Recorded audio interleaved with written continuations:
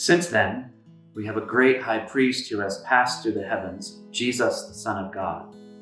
Let us hold fast to our confession, for we do not have a high priest who is unable to sympathize with our weaknesses, but we have one who in every respect has been tested as we are, yet without sin. Let us therefore approach the throne of grace with boldness, so that we may receive mercy and find grace to help in time of need. My brothers and sisters in Christ, as we enter this sacred season of Lent, many of us are carrying burdens of worry, uncertainty, and fear. We look around and see a world gripped by division, where the pursuit of power often overshadows the call to service.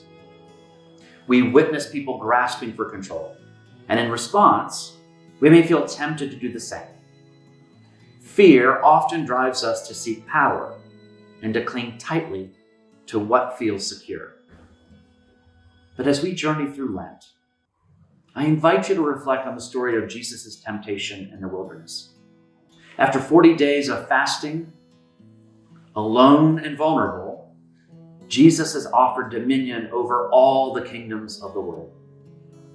It is an offer of control, an invitation to claim power on his own terms. Yet Jesus does not yield to fear.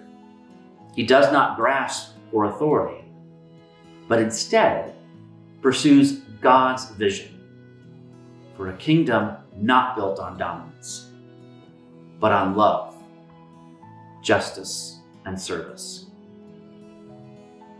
In this season, I invite you to acknowledge the fears that surround us, but not to be ruled by them, to resist the temptation to seize control, and instead open ourselves to God's grace.